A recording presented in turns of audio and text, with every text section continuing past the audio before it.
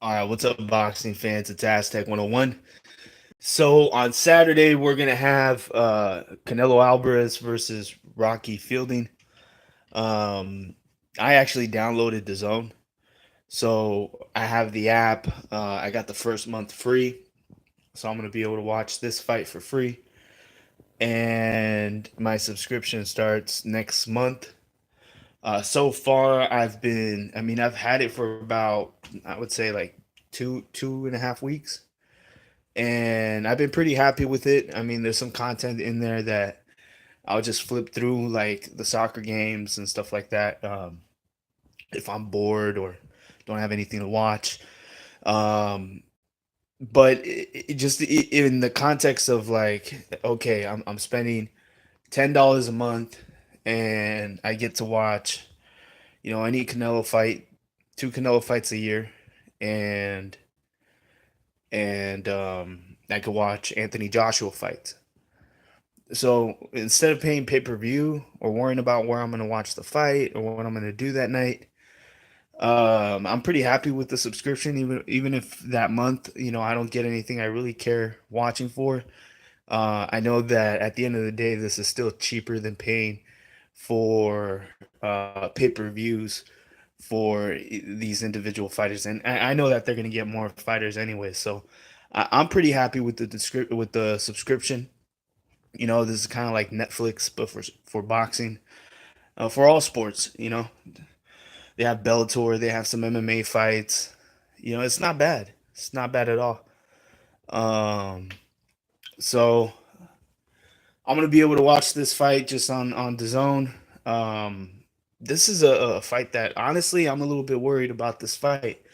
I don't know if Canelo beating Triple G maybe pumped him up a little bit too much, but moving up to 168, even if you're fighting a bum, is dangerous. There's a huge advantage, huge size advantage. Obviously, you can tell by any thumbnail that you look at really in relation to this fight when they're standing next to each other. There's a huge difference in size. Um, so I'm just curious to know how Canelo's going to be able to shorten that distance up. He's going to have a huge reach disadvantage. How is he going to be able to utilize his jab, his right hand? Um, these are all questions I have. But I think this is, some, there's a lot of people that are going to, shit on the fight. Oh, who the fuck knows who Rocky Fielding is? Whatever.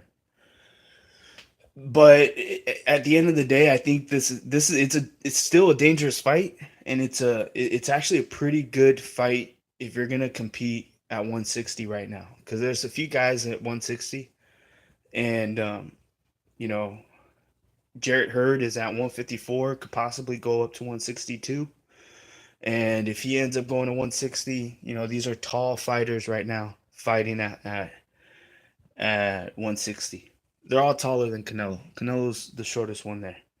So he's going to have to get used to being at a disadvantage, having the height disadvantage. And honestly, I think this is somewhat of a sneak peek into what we could expect if Canelo faces off with Jermell Charlo or Jamal Charlo, whichever one is at 160 right now.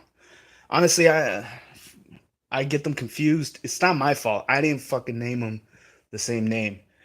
Don't get mad at me for mixing them up. Like, that's their parents' fault. They fucking had twins. They knew these are identical looking twins, and they still gave them the same name. It's not my fault if I get them mixed up. But yeah, Jamal or Jamel, whichever one is at 160.